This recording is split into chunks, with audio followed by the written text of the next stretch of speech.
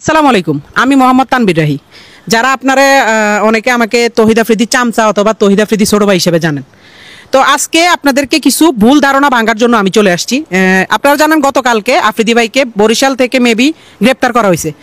তো আমি গতকালকে না, লাস্ট কয়েকদিন যাবত একটা জিনিস শুধু দেখতেছি যে আফ্রিদি ভাইয়ের জন্য যখন জারি হয়েছে যে ওনাকে 28 ঘন্টার ভিতরে গ্রেপ্তার করতে হবে বা 48 ঘন্টার ভিতরে গ্রেপ্তার করতে হবে, সব কিছুর মধ্যে শুধু আপনারা আমাকে ঢুকাই দিতেছেন ওনার সাথে।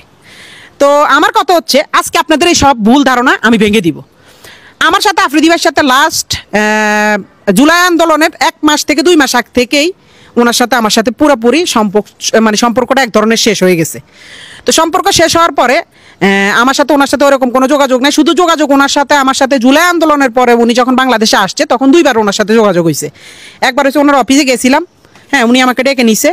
আচ্ছা, ওইটা আপনারা ইনশাল্লাহ ওইটার সম্পর্ক আপনারা জানতে পারবেন। এই ছাড়া আরেকবার দেখা হয়েছে ওনার জন্মদিনের দিন, এই ছাড়া আর ওনার সাথে আমার কোনো ধরনের যোগাযোগ নেই, কোনো ধরনের দেখা সাক্ষাৎ নেই। কিন্তু আজকে আমি নিউজ ফিডে ঢুকতে পারতেছি না, আমার পরিবারের উপরে চাপ আসতেছে, আমার উপরে বিভিন্ন ধরনের চাপ আসতেছে যে আমি নাকি তহিদ আফ্রিদিকে ধরাই দিছি পুলিশের কাছে এবং উনি নাকি নোয়াখালীতে আমার বাড়িতে গেছে। ভাই, আমি নিজে তো জানি না আমার বাড়িতে উনি গেছে। আর এটা যদি আপনারা প্রমাণ করতে পারেন যে উনি আমার নোয়াখালীতে আমার বাড়িতে গেছে বা আমি ওনাকে ধরাই দিছি, তাহলে আপনারা যেই শাস্তি দিবেন আমি ওই শাস্তি মাথা পেতে নিব। আর আরেকটা ছোট্ট বিষয় হচ্ছে, আমার বলতেই হবে, আমাদের তহিদ আফ্রিদি টিম মেম্বারে তো আমি একা ছিলাম না। আপনারা সবাই আমাকে নিয়ে পড়ে আছেন কেন ভাই? আমাদের টিম মেম্বারে তো আমি একা ছিলাম না, আরো 10 জন 15 জন আছে, তাদের নিয়ে কথা বলেন না কেন? সারাক্ষণ আমার নিয়ে পড়ে আছেন কেন? আমি তো এটা বুঝতেছি না। আর আপনারা যারা আমার বলতেছেন যে আমি তারা ধরাই দিছি, ভাই ওনার আব্বারে মেবি ধরছে রবিবারে। তো প্রথম থেকে আমি আজকে ওনাকে ধরা পর্যন্ত আজকে প্রায় মেবি 1 সপ্তাহ হয়েছে। এই 1 সপ্তাহ আমি সিআইডির আন্ডারে ছিলাম। আমার মোবাইল, আমি নিজে কোথায় যাই, কখন কি করি না করি, সব কিছু আমার সিআইডির আন্ডারে। ইভেন আমি সবচেয়ে বেশি ফেস করতে হয়েছে, এগুলো তো আমার যেমন কি হয়েছে আমি তো আপনাদেরকে বলি। ওনার আব্বারা যেদিন ধরে নিছে ওই দিন সকাল 12টা কি 1টার দিকে আমাকে বসুন্ধরা থেকে সিআইডি অফিসাররা ধরে। বসুন্ধরা থেকে আমি আর আমার এক বড় ভাই গেছিলাম গাড়ি কিনতে, ওইখান থেকে আমাদেরকে ধরে আমাদের সজল ভাই দোকানে সজল ভাই সহ আমাদেরকে জিজ্ঞাসাবাদ করা হয়েছে, আমার মোবাইল ট্র্যাক করা হয়েছে, আমার মোবাইলে সব কিছু ঘাটাঘাটি হয়েছে এবং সব কিছু দেখছি। ইভেন এরপরও প্রতিদিন আমাকে ধরা হয়েছে। তারপরে আমি একজনের ভিডিও দেখছিলাম, আমেরিকান, আমার এক বড় ভাই আছে হিমেল ভাই, তারপর ইলিয়াস ভাই, ওনাদের ভিডিও দেখছিলাম।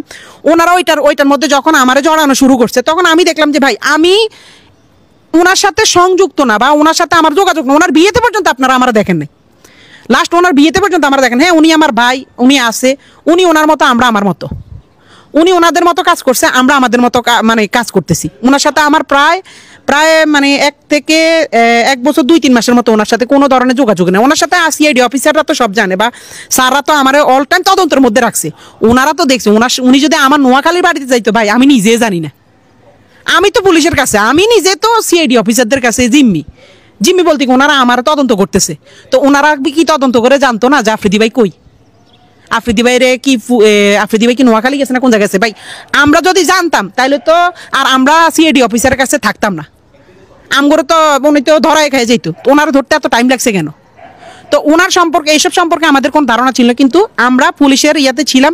তো পুলিশ দেখছে আমাদের সাথে ওনার সাথে কোনো ধরনের কানেক্টিং নাই, ওনার সাথে কোনো ধরনের কথাবার্তা নাই। কিন্তু বিভিন্ন নিউজ চ্যানেলেরা লম্বা লেকচার পিটতেছে, লম্বা কথা বলতেছে যে তহিদ আফ্রিদির চামচা, তহিদ আফ্রিদিকে ধরাই দিছে, সে একটা বিশ্বাসঘাতক, সে একটা এটা সেটা। ভাই এসব মিথ্যা বানোয়াট আপনি যে আমার মুখ থেকে শুনছেন, আমার থেকে জানছেন, না জেনে না শুনে আপনি কেন এসব মিথ্যা বানোয়াট কথা বলতেছেন? এসব মিথ্যা নিউজ কেন ছড়াইতেছেন? উনি কি করছে ওনারটা আইন আদালতে বুঝবে। আমি যদি কোনো দোষ করে থাকি আমারটাও আইন আদালতে বুঝবে। তা ওনার দোষ আমার উপরে কেন চাপাইতেছেন? আমার টিমে তো আমি একা ছিলাম না, আমার টিমে আরো 10 জন ছিল। ওদেরকে নিয়ে কথা বলতেছেন না, শুধু আমাকে নিয়ে কেন পড়ে আছেন? আমি কি বলেন? আমি কি একটা ফুটবল যে আমার পাইছেন? হ্যাঁ, আমি ফুটবল বুঝছি, আমার পাইছেন, শুধু লাথি দিবেন এটা হলে তো হবে না ভাই। আপনি আপনার বিবেককে প্রশ্ন করেন। আপনারা আমার নামে মিথ্যা নিউজ, মিথ্যা বানোয়াট কথা ছড়ানোর তো কোনো লাভ নাই। মিথ্যা বানোয়াট ছড়ায় আপনার কি লাভ হবে?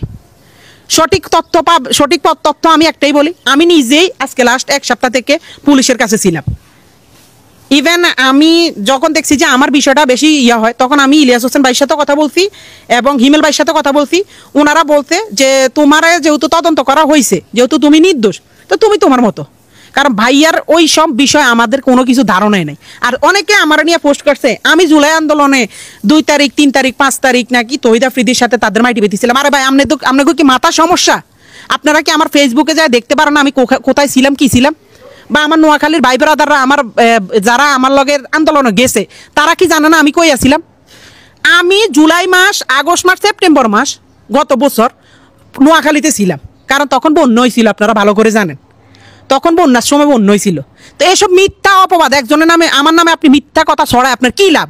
আমার এটা একটু বলেন। মিথ্যা বানোয়াট কথাবার্তা ছড়ায় আপনার কি লাভটা হয়? আমার এটা একটু বলেন। আমি জুলাই আন্দোলনে 1 তারিখ 2 তারিখ 3 তারিখ 4 তারিখ এই কয়দিন আমি টানা মনে করেন যে আমি ছিলাম। আমাদের জুলাই আন্দোলন হয়েছিল আমাদের তখন মাইজ দিতে, যেহেতু আমরা একটু গ্রাম সাইডে পড়ছি, আমাদের সাইডে আন্দোলন ওরকম হয় নাই, হইলো ছোটোখাটো হয়েছে, স্কুলের বাচ্চারা করছিল, কিন্তু আমরা ছিলাম তখন মাইজ দিতে। এবং এটা সাক্ষী আছে একজন কন্টেন্ট ক্রিয়েটর আছে রাইসুল ইসলাম আমাদের নোয়াখালীরই, তারপর আমার কিছু ছোটো ভাই আছে যেমন মাকতুম সহ, ওদের বিভিন্ন ধরনের আমাদের বিভিন্ন গ্রুপ আছে নোয়াখালীর, ওরা সহ আমরা মাইজ দিতে প্রায় আমার বাড়ি থেকে 60 কিলোমিটার 50 থেকে 40-50 কিলোমিটার দূর হয়েছে মাইজদি। আমরা মাইজ দিতে যে আন্দোলন করছি, হাজার হাজার ফুটেজ, হাজার হাজার ভিডিও আছে। কিন্তু আপনারা ছড়াইতেছেন আমি নাকি 2 তারিখ 3 তারিখ আফ্রিদি ভাইয়ের সাথে ওনার মাই টিভিতে ছিলাম, হ্যাঁ ওনার সাথে আমি বসেই করছি। ভাই মিথ্যা কথা কেন ছড়ান? হোয়াই মিথ্যা কথা কেন ছড়ান ভাই? মিথ্যা বাদ দিয়ে সত্যিতে আসেন, সত্যিতে আসেন, আপনারা যাচাই বাছাই করেন, আমার তো সমস্যা নেই। আমার তো আজকে 7 দিন তো যাচাই বাছাই করছে পুলিশে, সিআইডিএ, তারপর বিভিন্ন ধরনের বিভিন্ন মানে সাংবাদিকরা, জার্নালিস্টরা, যেমন এই যে আমেরিকা থেকে আমার প্রচুর পরিমাণে চাপ দিছে এই যে হিমেল ভাই, তারপর ইলিয়াস ভাই, ওনারা অনেক তথ্য জানছে আমার কাছ থেকে। কি তথ্য জানছে? যে আমরা কি আসলে কি করছি না করছি আমরা বলতে বাধ্য হয়েছি, কারণ ভাই আমার কারণে তো আমার ফ্যামিলির উপর চাপ পাইতেছে, আমার উপর বিনা কারণে চাপ পাইতেছে, বিনা দোষে, বা আমি বিনা দোষে দোষী হইতেছি। এই যে আজকে আপনারা মিথ্যা নিউজ ছড়াইতে আছেন যে আমি নাকি তহিদ আফ্রিদিরে ধরাই দিছি, আমি নাকি তহিদ আফ্রিদির সাথে নোয়াখালী, মানে এসব মিথ্যা ভাই, এগুলোর তো সব মিথ্যা কথা। আপনি কেন ছড়ান? আপনি দেখছেন? আমার কথা হচ্ছে আপনি যদি দেখেন, প্রমাণ করতে পারেন, আপনি যে শাস্তি দিবেন আমি ওই শাস্তি মারামাতে নিব, যদি এই কথা উল্টা পাল্টা মিথ্যা কথা আপনারা করতে পারেন। এসব মিথ্যা বানোয়াট কথা বাদ দিয়ে দয়া করে মানুষটি বিভ্রান্তির মধ্যে ফেলবেন না, আমার কারণে যেন আমার ফ্যামিলির ক্ষতি না হয়। মিথ্যা এসব বানোয়াট আমার নামে, একজন নাম মিথ্যা বানোয়াট ছড়ায়েন না ভাই। এই দিন না আরো দিন আছে ভাই, এসব মিথ্যা বানোয়াট কইরেন না, আল্লাহ ছাড় দেয় ছাড়ি দেয় না। তো আপনি আমার নামে আজকে মিথ্যা একটা বানোয়াট দিয়ে আমারে হেনস্থা করবেন, আমারে মানুষের কাছে কালার করবেন, আমার পরিবারের কাছে আমার ছোট করবেন, আমার আত্মীয় স্বজনের কাছে আমার ছোট করবেন, কালকে যে ওই দিনটা আপনার লাইফে আসবে না তা কিন্তু না। তো একজন বন্ধু, সে আমার বড় ভাই, তার সাথে আমার সম্পর্ক নাই, ঠিক আছে, হ্যাঁ তার সাথে আমাদের সম্পর্ক নাই, কোনো সমস্যা নেই, কিন্তু একটা জিনিস কি, তার কারণে আমার কারণে আমি কোনোদিন তার কোনো ক্ষতি করিনি, এবং তারা ধরে লই গেছে ওইসব বিষয় আমরা জানিও না, তার কারণে আরো আমরা হেনস্থার মধ্যে পড়ছি, তার কারণে আরো আমরা বিভিন্ন হয়রানির মধ্যে পড়ছি, তার কারণে আমরা দিনের পর দিন আমরা খুব ঝামেলার মধ্যে পড়ছি, কিন্তু আমরা তো এগুলো নিয়ে কোনোদিন কিছু বলিনি। আপনারা কি জানতেন আমরা যে পুলিশে নিয়ে গেছে, আমরা যে সিআইডি তদন্ত করছে, এগুলো জানতেন? কিছুই জানতেন না। তো আমার নিয়ে হুদাই মিথ্যা অপবাদ ছড়ায় না ভাই, দয়া করে। আপনাকে, আমার একটা পরিবার আছে, আপনার একটা পরিবার আছে, দয়া করে হাত জোর করে মাপ চাই, মিথ্যা ছড়ানোর আগে জানবেন, না জানে শুনে মিথ্যা কারণে আমি নিউজ করেন না। ধন্যবাদ।